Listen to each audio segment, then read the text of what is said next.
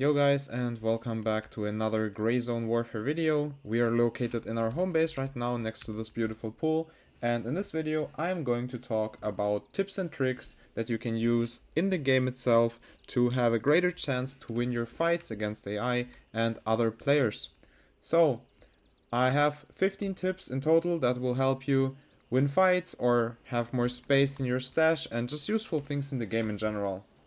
With the first one being your crouch stance. So when you crouch, you just know the normal crouch when you just go down like this, and then you can get back up like this, and you're at full height again, and then you're crouched again.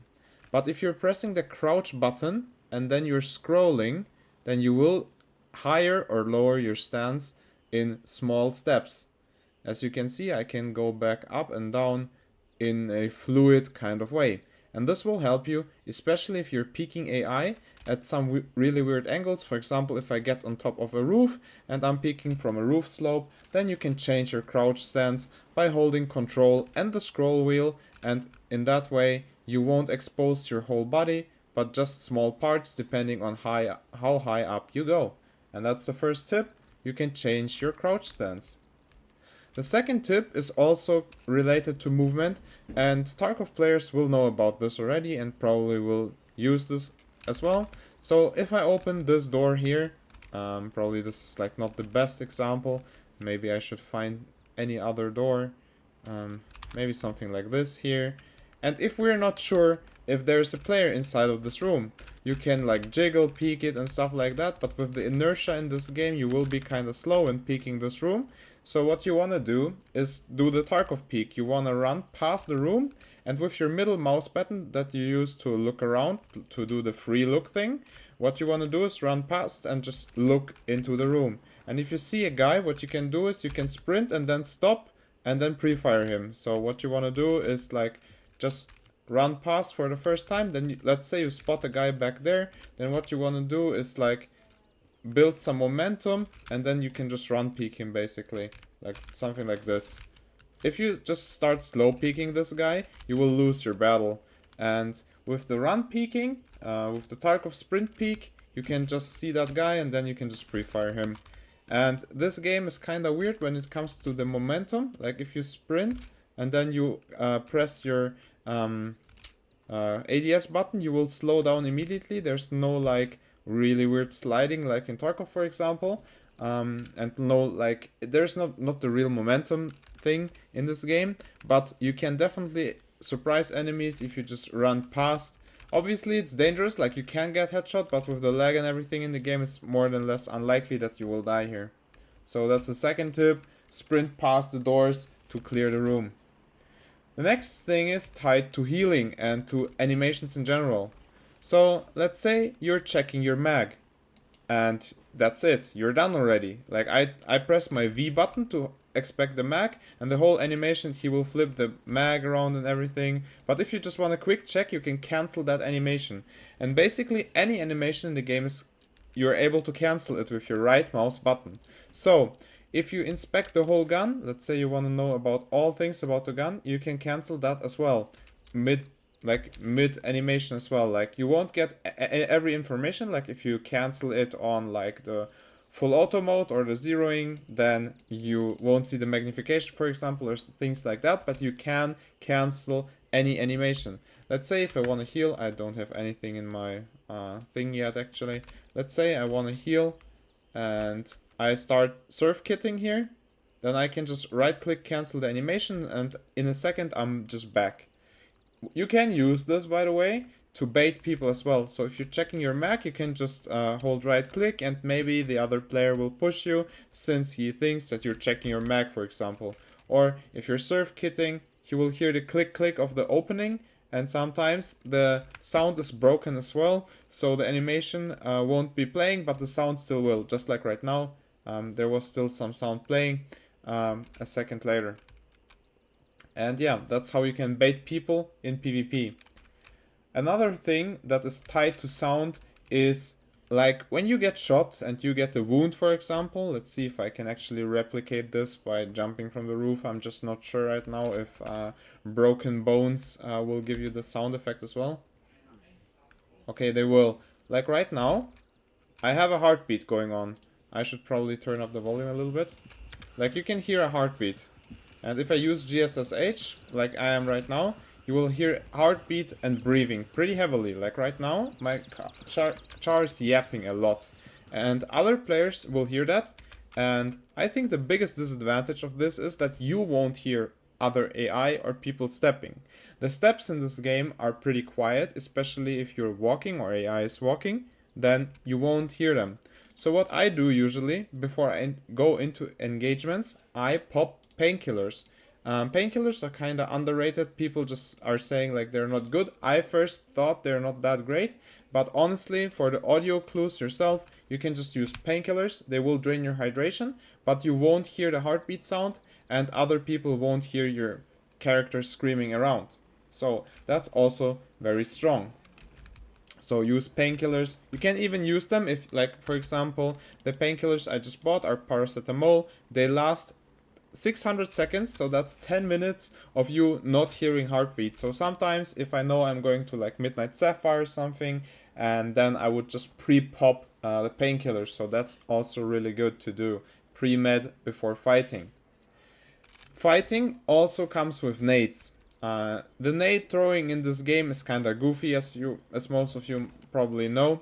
But let's say that there's AI in this bush right here, and you know that the AI is in the bush. What you can do is just nade the AI. Because if you do so, sometimes, or most of the times, the AI is not even moving and they will just die to your nade. Another thing that's happening a lot in like Fort Narret or like the YBL bunker, for example, is that AI gets stuck in walls. So sometimes when AI is just stuck in walls, you will have arms or legs sticking, or even the gun sticking outside of the wall. What you can do in that case is just nade the AI. So you can just nade like a corner or something, or like the wall where the AI is behind. Sometimes the nade will kill the AI behind the wall, and then you will be safe. So nades are pretty useful against bush AI and AI inside of walls. Another very useful thing about nades is nades will lure in enemies. So let's say you're clearing out a location and you know that there's AI somewhere around because you heard a motion shot or something, and you know that there's like a couple of enemies left. What you can do is just toss a nade to a place in the open, and AI will start roaming towards that area because there was audio clues in that area. Especially if you haven't aggroed any AI, this might be useful. For example, when clearing Tiger Bay, the HQ, you can just nade on a street when you're up on the roof. I showed that in another video. And then the AI will start coming to the road, and then you can just pick them off one by one. Alright, so probably some of you saw this already. Like if I'm in my scope right now, I'm using the EKP08 right now, and you see I have a weird reticle. Some of you might have never seen this reticle on the red dot before.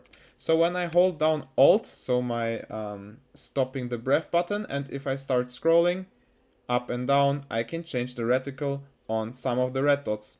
This red dot, and there is like the Pilat red dot, the other close range red dot that I sadly don't have right now because it's loot only and I haven't found any of them recently.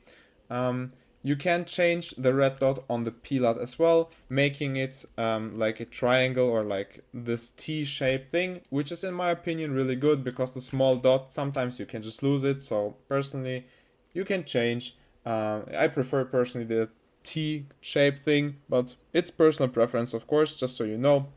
You can change reticles in this game as well.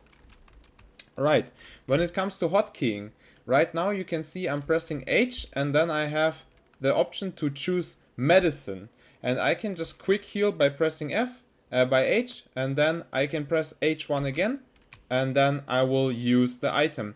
I just pressed left mouse button from like Tarkov or other games. You can use it with left mouse button, but there is no left mouse button to start the action in this game. You start the action by just pressing H one more time. So let me show an example. Actually, I have more meds in my character. Why am I even trying to buy new stuff? So let's say I put a bandage in this slot. I can decide between the bandage. So I just press H once, and then, or like hold H for a longer time for once, and then I can scroll around between these two items, and then with another press of H I can choose the bandage and use it. Which items can you fast use? So you can see these lightning strikes right here in the pockets, in the rig, and on the belt. All of these items inside of the lightning slots you can fast use. And that's really good because you can also, like, when you saw, I can throw nades like this as well. Like, I could just press G and then I have my nade in the hand if you have like one nade. But if you, for example, bring flashes or different types of nades, you can hold G as well, and then you can decide between different nades by pressing G one more time. Okay, and my game just kind of glitched out. This is kind of weird, but that's how the thing works. Okay, so I have my gun and my knife at once. That's kind of cool. Okay, now we're done with the bugginess. What you can also do is you can eat like that. While pressing P, you can just use provisions, for example. And yeah, that's how you fast use items pretty much. There's some other hotkeys like the small map. If you press M once, you can see like this small map. This is kind of helpful if you're trying to see if it's an enemy or an ally close to you, and it disappears by pressing M one more time. If you hold down M, you go into the big map, and Tab opens this screen right here, I opens the inventory, and stuff like that. But I think the hotkeys on meds and on the map are the most important ones, and on the inventory on I. You can rebind them as well to like some mouse buttons, and then you will be faster inside your hotkey as well. Another thing that's different to Tarkov, in Tarkov there's found in raid and a different quest item inventory. Nothing like this is in the game yet, so if you find any quest item, make sure to place it in your container, because if you die with the quest item, you will still be able to hand it in if you die with it in your container. So make sure to put quest items in your ass if you can. So if you're reviving, or if you want to revive a friend, let's see, if I walk up to this AI right here, for example, I should be able to examine him. Okay, maybe I'm not able to examine AI in that case. Didn't know about that. I thought you were able to do so. But if I walk up to a friendly after he is knocked out, you probably have had the struggle already where you can't examine people immediately. Like you see, it takes some time for you to be able to examine your buddy. But if you press tab twice, so the inventory button twice, then you will be able to insta-examine him. Also, that works with free look, so if you free look, that also works. So you don't necessarily have to wait for the option to pop up, because sometimes that will take some time. Just press tab and then you will be able to examine your friend immediately. Alright, we have some kind of skins in the game, or let's say like glasses. We have some kind of glasses inside of the game right now, with these different type of glasses, and they have flash protection. But right now nobody's using flashes, and if you start wearing those glasses, if you start wearing the eyewear, there's some weird bug, like kind of similar to the EFT bug, where you will be able to see the eyes really good in the dark, so the glasses are kind of glowing. I don't have a picture of this right now, but yeah, make sure that you don't wear eyewear, because it will expose you mostly, so it's not really good right now. Another thing that's that I will blend in right now as well is boxes in this game. If you start looting, you won't have a indicator like in EFT, for example, with how much loot there is in a box. So if you're looting, everything looks like it's empty, but it's actually not. You will have to give it some time, and after that time you will see what items are in the box. Usually the boxes are kind of packed with like 3 or 4 items, or even more, depending on what crate you're looting, of course. When we're talking about looting, we want to stash our items in our stash.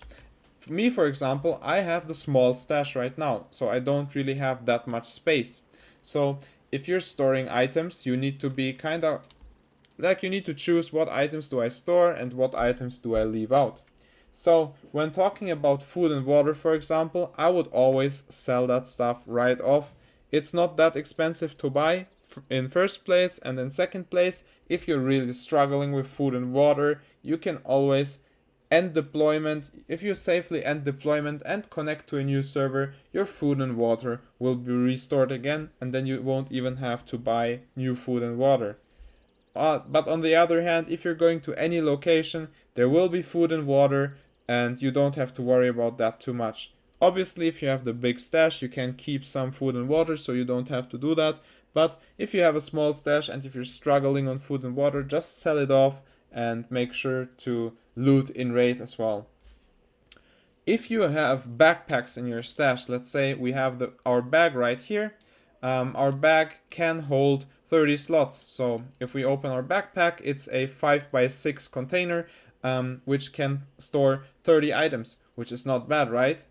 But you can put your gun into the backpack as well, making it save even more space. So if you use backpacks in your stash, make sure to use the gun slots as well.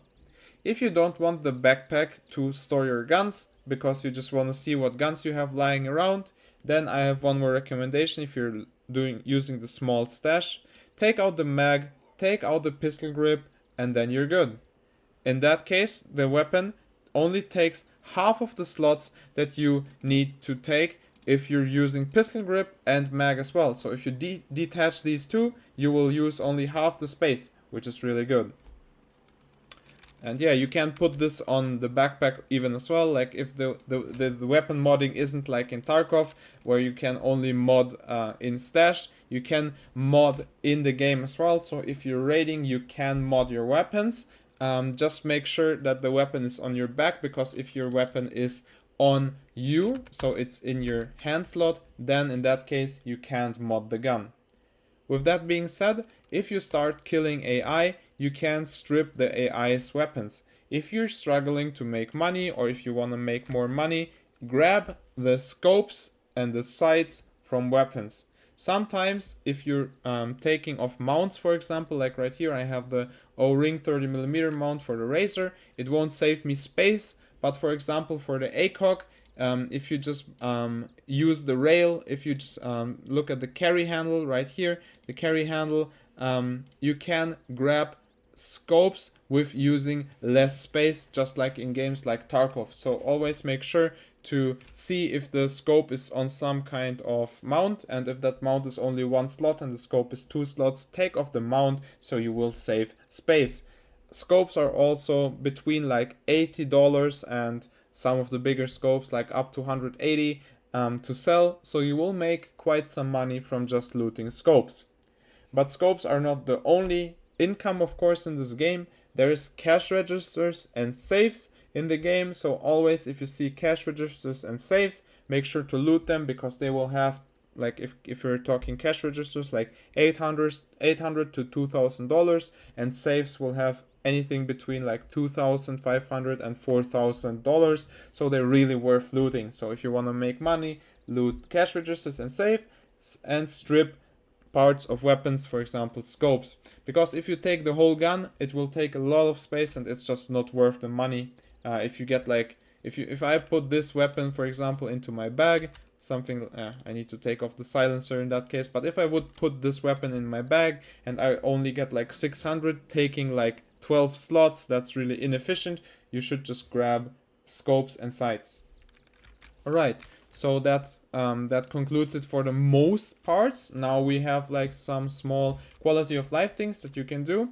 If you're playing with a squad, for example, let's say you're in the Mithras faction and you're raiding with a friend in Hunter's Paradise and Midnight Sapphire. In that case, you're across half of the map, and let's say you die. And your friend survived and completed his quest already. And now your friend wants to leave, and you know your body is safe and you want to fly back. There is one big problem right now. You have only one squad heli. Or let's say you both died, but your friend is already flying back and you're still in base and you want to fly back and you don't want to wait 10 minutes. What you can do in that case is you can leave the squad and you will be on your own in that case, and then you will have another squad heli, so you're in 2 different squads and you have 2 helis available to you. You can always join back into a squad after arriving at the location, or even when in heli, because if you're in the helis already, it won't matter. You are still able to use your helis in that case. So that's one thing that will make you burn less time. And another big time burner that I already mentioned in my review video for this game are the keys. The keys will burn your time. Some of them are really painful to farm.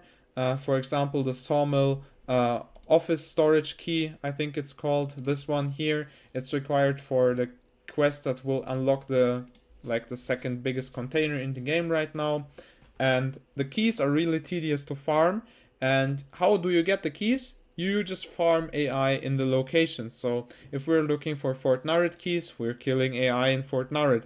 Exclusively Fort Narret, not the villages outside, because the villages outside don't really spawn the keys. Same goes for the Tiger Bay. When you just kill the casual AI in Tiger Bay, they mostly drop just the peer key or the lookout key. But if you kill the military AI, they will drop all the UNLRA keys. So just killing AI in the locations will give you keys, but it will take a lot of time to do so and to get the keys. There's one faster way, which will require you to have some in-game money sometimes, which is a trading Discord. In the trading Discord, there's a lot of nice people which will open the doors for you. So you have to just create a new thread and say, hey, I'm on this quest, I need this key. And then someone might message you and tell you, hey, I have this key. Either I open it for money or for free, depends on the person, of course. So that's one faster way to get your quests done. So these two last tips should probably help you spend less time just AFKing in the game and doing nothing productive. And yeah, that concludes it for the video. I hope these 15 tips and tricks helped you be more successful in the gray zone itself. And I hope you enjoyed the video.